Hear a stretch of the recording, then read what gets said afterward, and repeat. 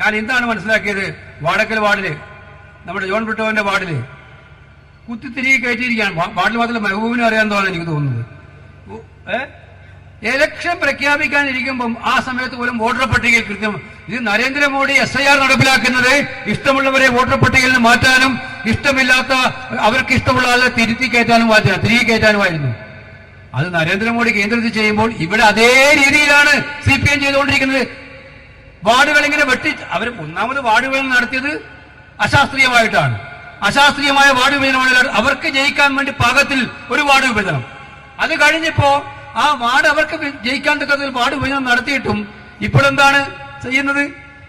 ഇപ്പോൾ ഏറ്റവും ഒടുവിലായിട്ട് പോലും വോട്ടർ പട്ടികയിൽ തിരികെ കയറ്റിക്കൊണ്ടിരിക്കുകയാണ്.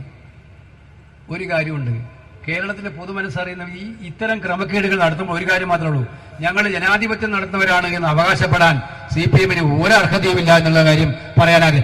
തന്റെ ഇടമുണ്ടെങ്കിൽ ശരിയായ വോട്ടർ പട്ടിക വെച്ച് മര്യാദയ്ക്ക് വോട്ട് ചെയ്യുന്ന ഞങ്ങൾ ഇത്തരം ജനാധിപത്യ ധ്വംസനത്തിനെതിരായിട്ട് ഏതറ്റം വരെയും നിയമ നടപടിയുമായി കോൺഗ്രസും UDF-ഉം പോകുമെന്ന് ഞാൻ അവർക്ക് മുന്നറിയിപ്പ് ഉദ്യോഗസ്ഥന്മാരോട് ഞാൻ പറയാൻ ആഗ്രഹിക്കുകയാണ്.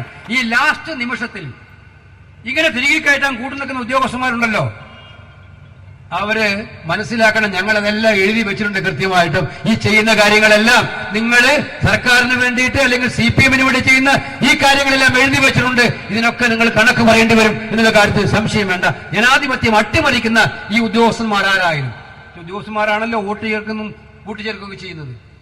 ഈ തെരഞ്ഞെടുപ്പിന്റെ പടിവാതിക്കൽ നിൽക്കുമ്പോൾ പോലും വോട്ടർ പട്ടികയിൽ വ്യത്യാസം ചേർക്കുക എന്ന് പറഞ്ഞാൽ സത്യം എത്രയേ ഉള്ളൂ, ജനങ്ങളെ നേരായ വഴിയിൽ നേരിടാനുള്ള ധൈര്യം നിങ്ങൾക്കില്ലാത്തത് കൊണ്ടാണ് ഈ വളഞ്ഞ വഴിയിലുള്ള ഈ പണി നടത്തിക്കൊണ്ടിരിക്കുന്നത്. പക്ഷേ അതും ഞങ്ങൾ നിയമപരമായിട്ടും രാഷ്ട്രീയപരമായിട്ടും നേരിടുമെന്നാണ് എനിക്ക് പറയാനായിട്ടുള്ളത്. ഇത് പല വാർഡുകളിലും ആലപ്പുഴയിലെ വാർഡുകൾ നടന്നുകൊണ്ടിരിക്കുകയാണ്. ആലപ്പുഴ മാത്രമല്ല, കേരളത്തിലുടനീളം നടന്നുകൊണ്ടിരിക്കുകയാണ്. ഇത് ശ്രദ്ധയോടെ ഇരിക്കുക, നമ്മുടെ വോട്ടർമാരെ പൂർണ്ണമായും തിരിച്ചറിഞ്ഞ് മുന്നോട്ട് കൊണ്ടുവരിക. കാലാവസ്ഥ നമുക്ക് അനുകൂലമാണ്, നേരത്തെ സൂചിപ്പിച്ചു. ആ രീതിയിലാണ് നമ്മൾ മുന്നോട്ട് പോകുന്നത്. ഇപ്പോ ഈ സർക്കാരിന്റെ കാലത്തെ എല്ലാ കെടുതികളും ജനങ്ങൾ ചർച്ച ചെയ്തുകൊണ്ടിരിക്കുകയാണ്. ജനങ്ങളുടെ ജീവന് ഒരു വിലയുമില്ലാത്ത കാലം ഇതുപോലെ ഉണ്ടായ കാലമില്ല. ആശുപത്രിയിൽ ചികിത്സിക്കാൻ പോയാൽ ചികിത്സിക്കുന്ന ആള് മരിച്ചിട്ടാണ് തിരിച്ചു വരുന്നത്.